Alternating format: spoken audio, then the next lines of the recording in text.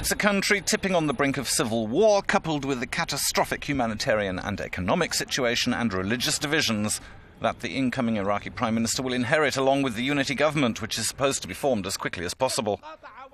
Haïdar Al-Abadi's task will be complex, if not impossible.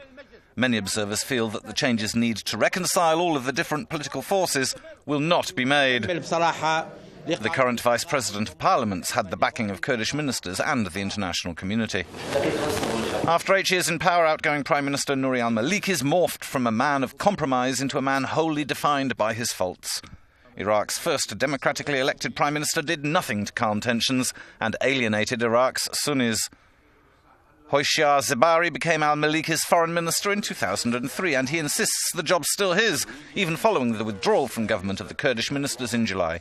His role in the next government remains to be decided. As we can.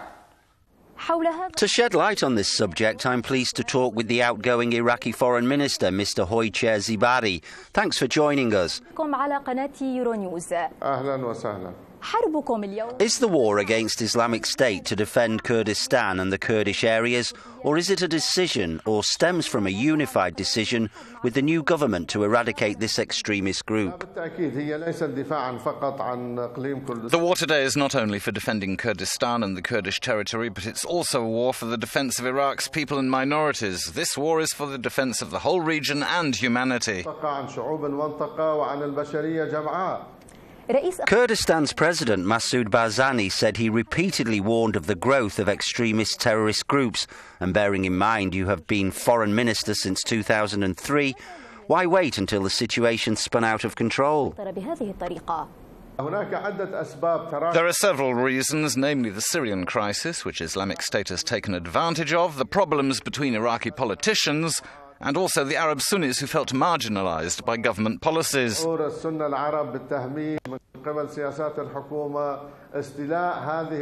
These groups seized huge amounts of weapons and modern equipment and money. All these factors have not been properly appreciated by the intelligence services and Iraq's leaders.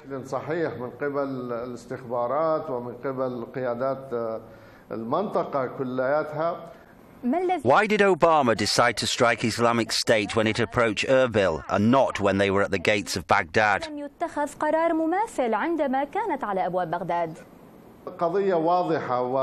I think that opinions are clear about this case. It's not just because there was a direct threat to American interests in Erbil, but there was a humanitarian emergency.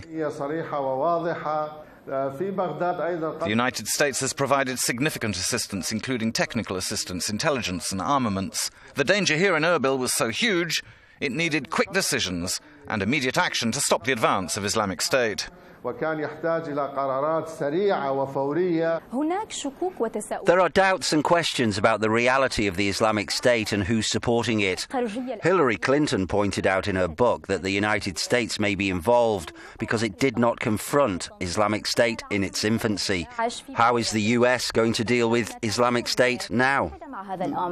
I do not agree with you, and I read the book. It's not like this. Perhaps this is a media interpretation?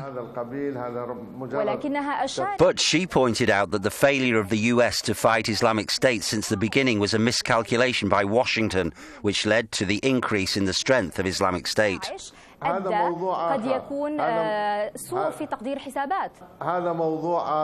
this is another topic. All the countries that supported the Syrian opposition and the Free Syrian Army and all the extremist militant groups in Syria fed the growth of the Islamic State phenomenon.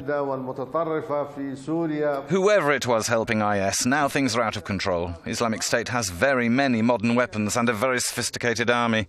It's strong and self-financing, and it's gone out of control. There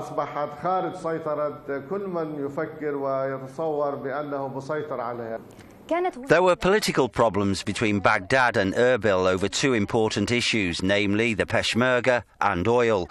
Do you expect that these problems will disappear with the new Abadi government?